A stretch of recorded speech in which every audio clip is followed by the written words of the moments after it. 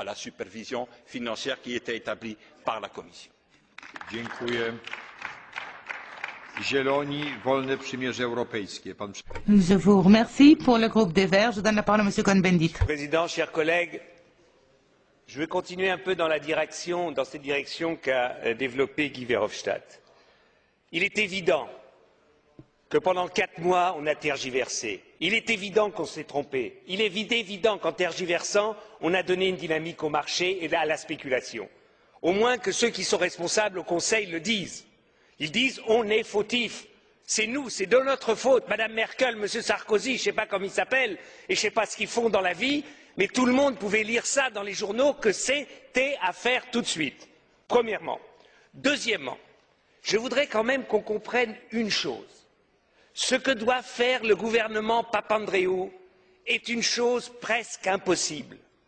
Et que je demande à l'ECOFIN, aux chefs de gouvernement, de réfléchir que eux, chez eux, ils sont incapables de mettre des réformes sur pied. Combien de temps la France a besoin pour réformer les retraites? Combien de temps l'Allemagne a besoin pour faire des retraites? Et maintenant, on demande à Papandréou, en 3 mois, tu changes tout.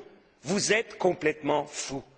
Et la preuve, c'est ce qui se passe en Grèce. On ne donne pas à la Grèce, à M. Papandréou, le temps de trouver un consensus en Grèce, de trouver un consensus. Il n'y a pas d'identification en Grèce avec l'État. C'est chacun pour soi. On peut le regretter, la responsabilité est partagée par des dizaines d'années de pratiques, de corruption des politiques en Grèce, mais il faut créer une cohésion. Il faut le faire, ça se ne décrète pas. Et vous allez voir en Espagne, si vous avez des problèmes, comment ça va se faire. Et ils vont voir au Portugal, s'il y a des problèmes, comment ça va se faire. Monsieur Barroso en sait quelque chose parce qu'il a perdu des élections comme ça. Donc, non, il n'a jamais perdu l'élection. Je veux dire par là que nous devons avoir un sens de la responsabilité. Et nous ne devons pas demander l'impossible. Moi, j'ai l'impression, il y a un temps, on entendait I want my money back. J'ai l'impression qu'au gouvernement, maintenant, on dit I want to make money on the back of the Greece. Parce que c'est ça aussi, quand on emprunte à 1,5 ou 3% et qu'on donne à la Grèce à 3, à 5 ou 6%, on fait de l'argent sur le dos de la Grèce. C'est intolérable. Et puis alors, l'Europe peut prendre des initiatives. Guy Verhofstadt a raison quand il a parlé d'un fonds monétaire européen, d'un fonds d'investissement et de solidarité pour lever un emprunt européen. Il faut changer les traités.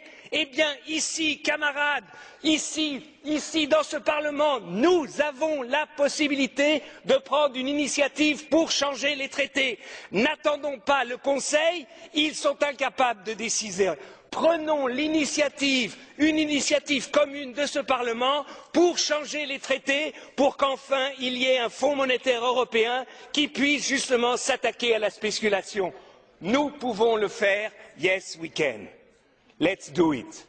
Et maintenant, je voudrais dire autre chose sur le pilotage de ce qui se passe en Grèce. Je demande à la Commission d'associer la DG Emploi au pilotage, pour qu'on mesure aussi ce qui se passe en Grèce. Et je demande au Conseil de dire au FMI d'associer le Bureau international du travail au pilotage de ce qui se passe en Grèce. Parce que ce sont des êtres humains, il y a des problèmes d'emploi, il y a des salariés, et je trouve que ce n'est pas seulement la finance qui doit dicter, mais aussi la sécurité et les bureaux internationaux du travail ou la DG Emploi seraient un correctif à la folie des fois de ceux qui ne décident que sur la finance.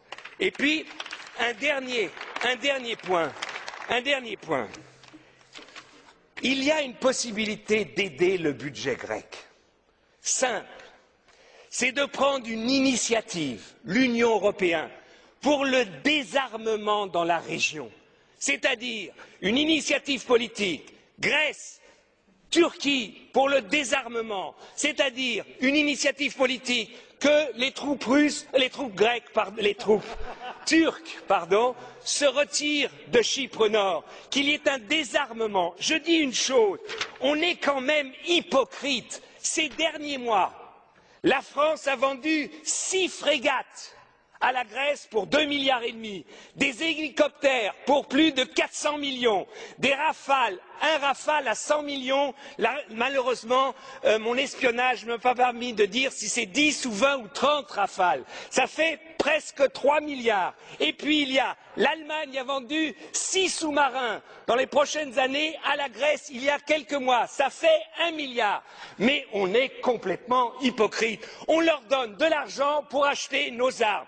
Je demande à la Commission de faire un rapport ici au Parlement européen et au Conseil sur toute la vente d'armes des Européens aux Grecs et aux Turcs ces dernières années. Qu'au moins il y ait transparence, qu'on le sache.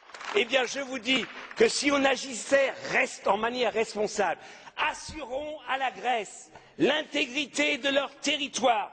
Les Grecs ont 100 000 soldats, plus de 100 000. L'Allemagne en a 200 000. C'est complètement aberrant. Un pays qui a 11 millions d'habitants a 100 000 soldats.